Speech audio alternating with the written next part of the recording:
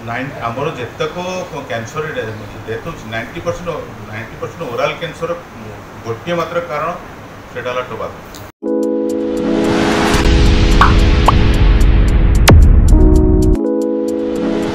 आज बारिपदा जिला मुख्य चिकित्सा और जनस्वास्थ्य अधिकारी डॉक्टर प्रभात कुमार बेहेरा अध्यक्षतार विश्व तमाखु वर्जन दिवस पालित हो जाइछि। एही अवसर में जिला स्वास्थ्य विभाग तरफ एक सचेतनता शोभायात्रा जिला मुख्य चिकित्सालय बाहरी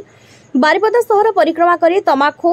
अन्य निशा द्रव्य तथा अपमिश्रित और विषाक्त मादक द्रव्य व्यवहार कुपरिणाम संबंध में अवगत कराई एहार व्यवहार कुप्रभाव स्वरूप निज मारात्मक रोग में आक्रांत हो मृत्यु मुखरे पड़िबा सहित निज परिवार वर्ग को किपरि एक दुखद अनिश्चित भविष्य आड़क टाणी नहीं जाइथांती से विषय जनसाधारण को विभिन्न प्रकार सचेतन धर्मी वार्ता जरिया अवगत कराइथिले एवं एहार को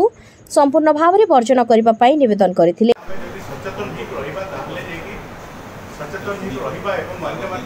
करवा से जो दिवस पालन कर तार तात्पर्यता आम ठीक भाव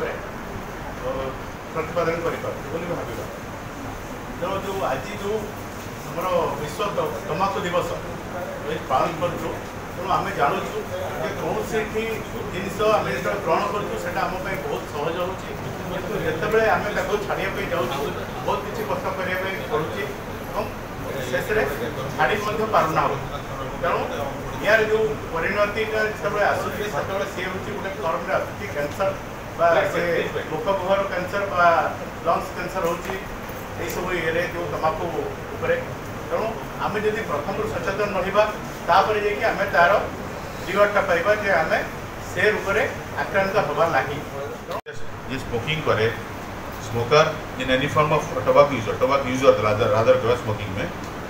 से life span minimum 6 to 10 years कमी जाए। 80 वर्ष बंचा से निश्चित भाव में 65-60 पर मरीज दुई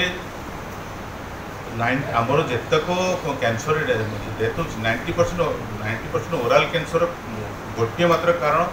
से टोबाको। एही अवसर में विभिन्न लोक और पान दुकान मानक तमाखु व्यवहार भयावहता उपरे बुझा जाइथिला। एथि सहित जिला स्वास्थ्य विभाग तरफ एक सचेतनता सभार मध्य आयोजन करा जाइथिला। एथिरे विभिन्न विद्यालय छात्र छात्री माने नाटक माध्यम सचेतनता करथिले।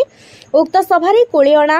कप्तिपदा और बड़साही स्वास्थ्य केन्द्र को तमाखु मुक्त एवं विद्यालय छात्र छात्री मानक माध्यम सचेतनता सृष्टि पाई पुरस्कृत करा जाइथिला। अन्य मानक मध्यरे विभिन्न विभाग यथा अबकारी शिक्षा पुलिस विभाग को मध्य तमाखु मुक्त सचेतनता कार्यक्रम लागि पुरस्कृत करा जाइथिला। अन्य मानक मध्यरे जिला अतिरिक्त स्वास्थ्य अधिकारी डॉक्टर विजय कुमार दास, अतिरिक्त स्वास्थ्य अधिकारी घासीराम मुर्मू, अतिरिक्त स्वास्थ्य अधिकारी शांतनु दास, जिला कार्यक्रम अधिकारी अनिल कुमार महांती, जिला सूचना और लोकसंपर्क अधिकारी विकास रंजन महांती, डाक्टर ज्ञानेन्द्र महांती, जिला अबकारी अधीक्षक प्रशांत कुमार कहर, जिला ड्रग कंट्रोलर रुद्रनारायण साहू, जिला खाद्य सुरक्षा अधिकारी मैडम संयुक्ता सौम्यकांत नायक, शिक्षा विभाग ज्ञानरंजन आचार्य, भारती आरोप, जिला संप्रसारण अधिकारी धनु मुर्मू, गणेश्वर महांती, डाक्टर शुभम, श्रीथम सामंतराय, कन्हे नायक प्रमुख उपस्थित रही।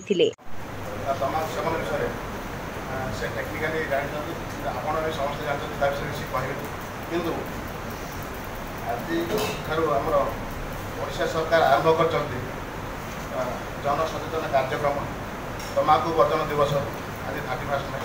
एवं फास्ट फेज 4टा फेज चलो ओडिशा आम लास्ट डे हूँ 26 जून जोटा कि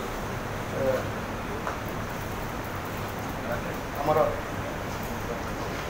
international day against drug abuse and illicit trafficking जोटा कि आमर निशा द्रव्य तथा अपमिश्रित विषाक्त मादक द्रव्य भितर सचेतन अभियान। मयूरभंज बारिपदारू रामचंद्र दास का रिपोर्ट, दिगंत न्यूज।